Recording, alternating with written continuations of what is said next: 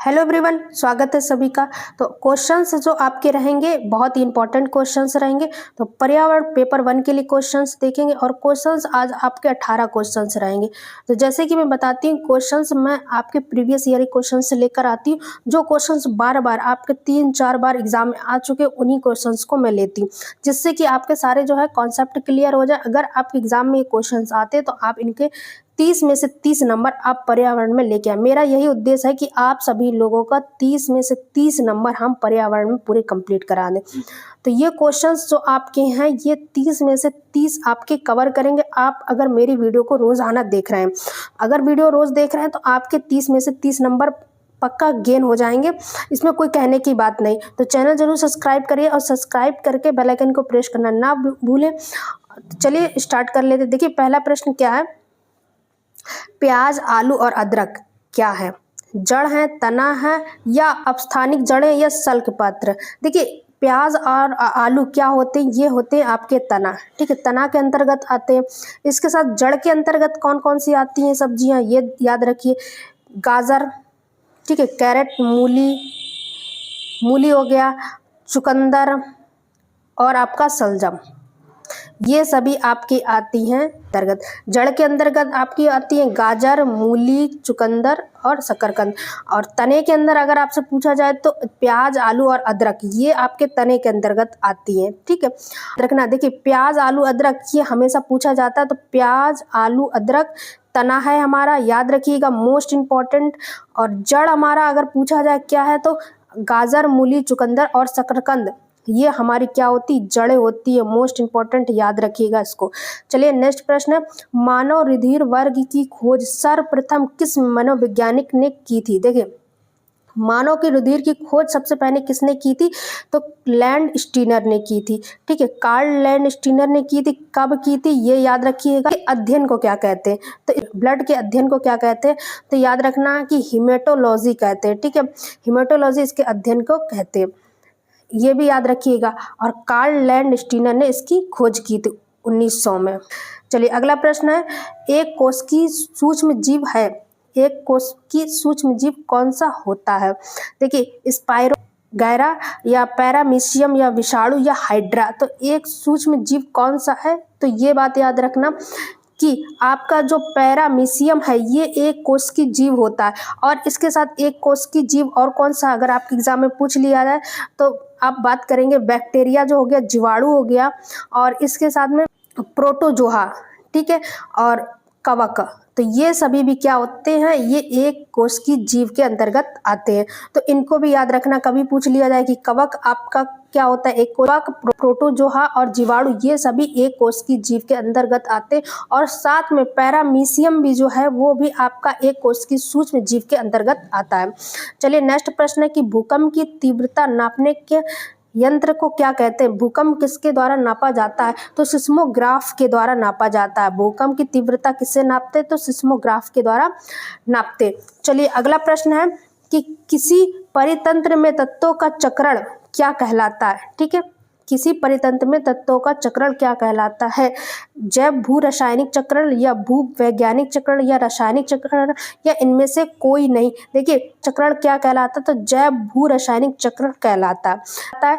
देखिए सभी जीवों में 4 तत्वों की आवश्यकता होती है। देखिए कार्बन एक तो हो गया आपका, उसके साथ में ऑक्सीजन हो गया और नाइट्रोजन और हाइड्रोजन, इसीलिए जैव भू रासायनिक चक्र इसको कहा जाता है। तो ये भी याद रखना कि 4 तत्व की आवश्यकता होती, कार्बन, ऑक्सीजन, नाइट्रोजन और हाइड्रोजन, जैव भू रासायनिक चक्र भी कहते हैं। चलिए अगला प्रश्न है, दही निर्माण हेतु कौन सा सूक्ष्म जीव उत्तरदायी होता है या कौन सा बैक्टीरिया उत्तरदायी होता है? तो इसको करते हैं लैक्टोबैसिलस, एक जीवाणु होता है जो दूध से दही में परिवर्तन करता है। ये विधि क्या होती है? रासायनिक विधि होती है। और इस रासायनिक विधि को क्या कहते हैं? कीवन विधि भी कहते हैं। ये कई बार आपके एग्जाम में क्वेश्चंस आया कि कीवन विधि क्या होता है? तो ये एक परिवर्तन होता है, रासायनिक परिवर्तन, जो दूध से दही बनता है। और जो बैक्टीरिया होता है वो होता है लैक्टोबैसिलस बैक्टीरिया होता है जो दूध से दही का निर्माण करता है। तो ये बात याद रखिएगा। चलिए अगला प्रश्न है कि वन प्राणी सप्ताह प्रतिवर्ष मनाया जाता है। देखिए वन प्राणी सप्ताह की प्रतिवर्ष कब मनाया जाता है? जुलाई के प्रथम सप्ताह से लेकर यह वन जीव प्राणी सप्ताह मनाया जाता है। ठीक है, अगला प्रश्न है क्वाशरकोर नामक रोग किस कमी से होता है? कार्बोहाइड्रेट, प्रोटीन, विटामिन या आयोडीन। तो ये जो रोग होता है ये किसके द्वारा होता है? तो शरीर में किसकी कमी हो जाती है? प्रोटीन की कमी। तो ये क्वाशरकोर नामक बीमारी होती है।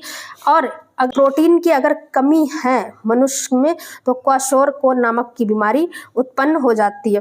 ठीक है। विटामिन्स आपकी जो होती है वसा में कौन सी होती हैं और जल में घुलनशील कौन सी होती है? एक बार बता देते हैं वसा और जल में कौन कौन सी होती है। तो जल में आपकी होती है BC, और विटामिन BC के बाद में जितनी भी होती हैं आपकी वो आपकी वसा में होती है। ठीक है। K और E ये सारी आपकी होती है वसा में। और विटामिन की खोज किसने की थी? तो लूनिन ने की थी। ठीक है। लूनिन ने खोज की थी। और ये कई बार आपके एग्जाम में आया जल और वसा में। तो जल में आपकी BC होती है। ठीक है। चलिए अगला प्रश्न है, किस राष्ट्रीय उद्यान में पूर्व में हेली राष्ट्रीय उद्यान कहा जाता था? किस राष्ट्रीय उद्यान को पूर्व जो नाम था उसका हेली राष्ट्रीय उद्यान था? जिम कॉर्बेट का, राजा जी का, या दुधवा का, या उपयुक्त में से कोई नहीं? देखिए हेली नेशनल जो राष्ट्रीय उद्यान है इसका जो पूर्व नाम था वो पूर्व में जो अब नाम है वो है जिम कॉर्बेट। ठीक है।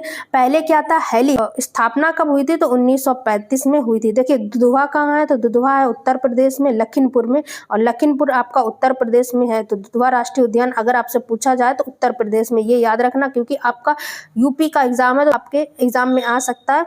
तो दुधवा राष्ट्रीय उद्यान उत्तर प्रदेश में है।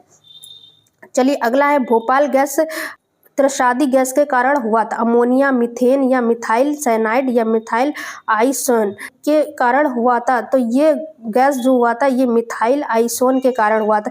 जिसमें से क्या हुआ था? बहुत सारे मजदूर जो थे मारे गए थे। जहरीली गैस निकली थी जिससे बहुत से मजदूर मारे गए थे। और ये कब हुआ था घटना? तो ये 1984 में ये घटना हुई थी। तो इस बात की भी आप याद रखेंगे।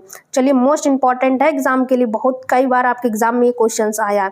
चलिए अगला प्रश्न है, पर्यावरण एवं वन मंत्रालय भारत सरकार द्वारा पर्यावरण के क्षेत्र में दिए जाने वाले पुरस्कार होता है? कौन सा पुरस्कार होता है? पर्यावरण मित्र होता है, पर्यावरण श्री होता है, तरु मित्र होता है, या वृक्ष मित्र होता है? देखिए पर्यावरण एवं वन मंत्रालय जो पुरस्कार देता है वो पुरस्कार आपका होता है यहाँ पे वृक्ष मित्र। ठीक है। वृक्ष मित्र होता है जो वन मंत्रालय भारत सरकार द्वारा पर्यावरण क्षेत्र में दिया जाता है। चलिए अगला प्रश्न है, निम्न में से पृथ्वी में कौन सा पारिस्थितिक तंत्र का सबसे बड़ा है? रेगिस्तान, समुद्र, वन, या कृषि भूमि? देखिए पारिस्थितिक तंत्र जो में सबसे बड़ा जो होगा वो होगा समुद्र। ठीक है। यही सबसे बड़ा भाग होता है पारिस्थितिक तंत्र का। ठीक है। पृथ्वी पे। अगला प्रश्न है, यदि एक मेंढक टिड्डे को खाता है तो वह ऊर्जा स्थानांतरण होता है? देखिए मेंढक क्या कर रहा है? टिड्डे को खा रहा है। मेंढक क्या होता है? ठीक है। द्वितीय उपभोक्ता होते हैं। ठीक है। और टिड्डा क्या होता है? ये प्राथमिक उपभोक्ता होता है। देखिए 3 प्रकार के आपके उपभोक्ता होते हैं, पहला, ठीक है, दूसरा और तीसरा। तो पहले में कौन आपके आते हैं? पहले में आपके आते हैं, देखिए पहले में कौन आता है?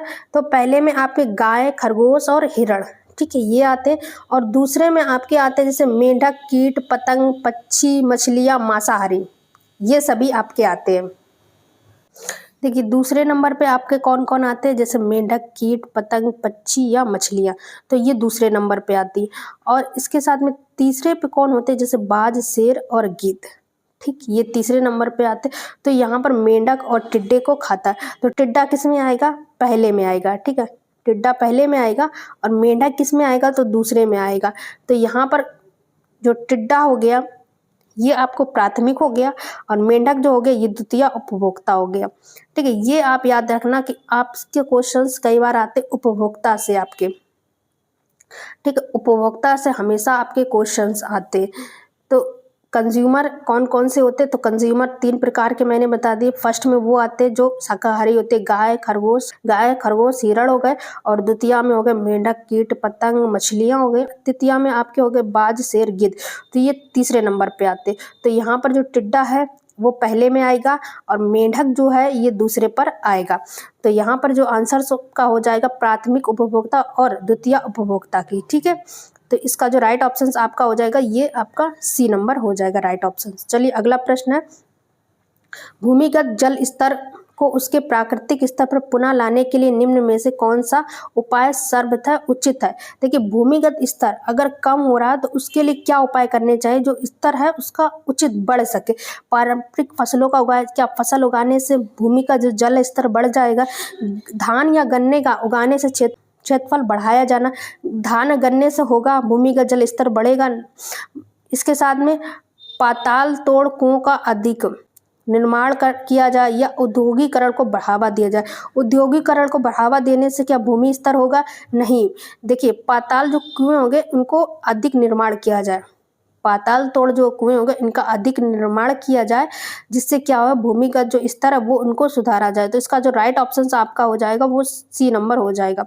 चलिए अगला प्रश्न है, जुलाई को मनाया जाता है जुलाई, तो यहाँ पे क्वेश्चन होगा कि 11 जुलाई को क्या मनाया जाता है। तो यहाँ पर ठीक है मिस्टेक हो गया। तो 11 जुलाई को क्या मनाया जाता है? विश्व स्वास्थ्य दिवस या विश्व जनसंख्या दिवस, अंतर्राष्ट्रीय महिला दिवस या विश्व जल दिवस। देखिए 11 जुलाई को मनाया जाता है विश्व जनसंख्या दिवस मनाया जाता है, ठीक है।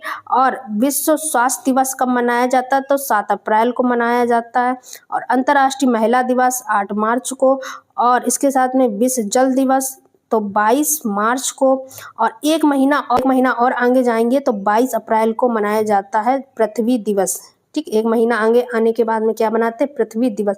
जल दिवस, पृथ्वी दिवस, ये मोस्ट इंपॉर्टेंट है, कई बार एग्जाम में क्वेश्चंस आए हैं, ठीक है, ये याद रखना।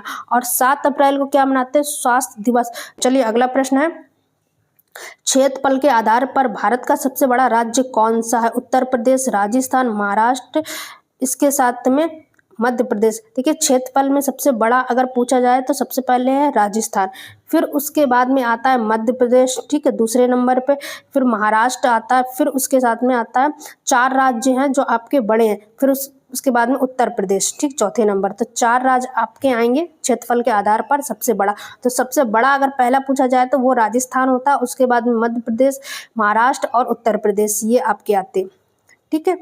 चलिए अगला प्रश्न है, भारत में किस राज्य में पानी पंचायत प्रारंभ हुई थी? केरल में, उत्तर प्रदेश में, राजस्थान में या महाराष्ट्र में? देखिए पानी जो पंचायत है वो महाराष्ट्र में प्रारंभ हुई थी। कब हुई थी? तो 1972 में इसका प्रारंभ हुआ था। पानी पंचायत मतलब पानी के लिए पंचायत हुई थी, तो ये महाराष्ट्र में हुई थी 1972 में, ठीक है। Thank you for watching the video.